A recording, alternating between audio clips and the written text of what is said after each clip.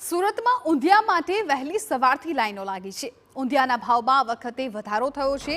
આ વર્ષે ઊંધિયાનો ભાવ છે 400 રૂપિયે કિલો પર પહોંચી ગયો।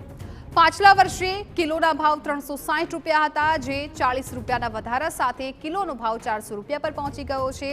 શાકભાજી મોંઘા થતા ભાવમાં વધારો કરવામાં આવ્યો છે અને વહેલી સવારથી ઊંધિયું લેવા માટે લોકોએ લાઈનો લગાવી હતી, પરંતુ ભાવ વધુ હતો છતાં સુરતી લાલાઓ છે એ જમણમાં આગળ જ હોય છે। ત્યારે આજના દિવસે સવારથી જ સુરતમાં ઊંધિયું લેવા માટે લોકોની પડાપડી થઈ હતી।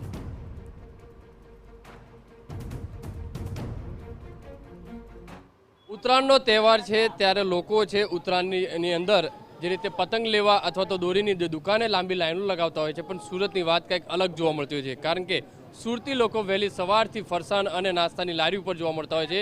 સીધા દ્રશ્યો જે રીતે જોઈ શકાય છે કે ચોટા બજારની અંદર જે ફરસાણની દુકાન ઉપર ઊંધિયું ખરીદવા માટે લોકો વહેલી સવારથી લાંબી લાઈન જે છે લગાવી રહ્યા છે, કારણ કે સુરતીઓ માટે કોઈ પણ તહેવાર હોય છે તે ખાધી પીણી જે કહી શકાય છે, પહેલો નાસ્તો પછી તહેવાર, એટલે લોકો છે આ ઊંધિયું લઈને જે જતા નજરે પડી રહ્યા છે। તેમની સાથે વાત કરીશું, શું કહી રહ્યા છે।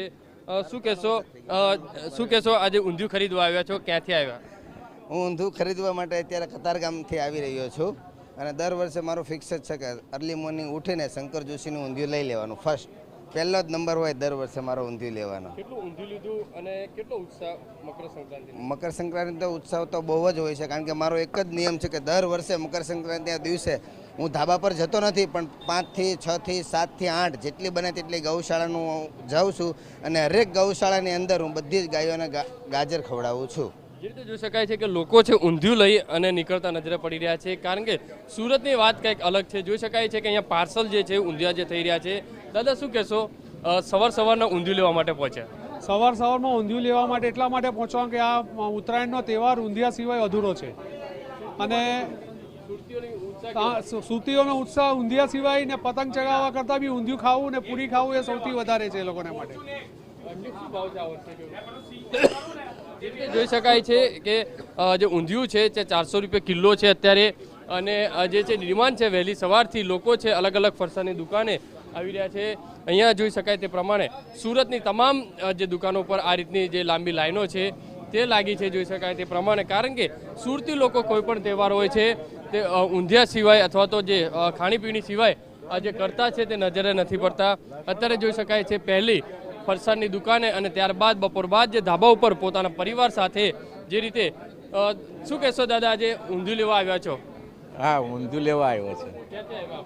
કતારગામ વેડ રોડ ગુરુકુળ છે ને? દર વર્ષે લઈ જાવ છો? હા, કેટલો ઉત્સાહ આજે ઉત્તરાયણને લઈને? બસ બહુ સારું છે।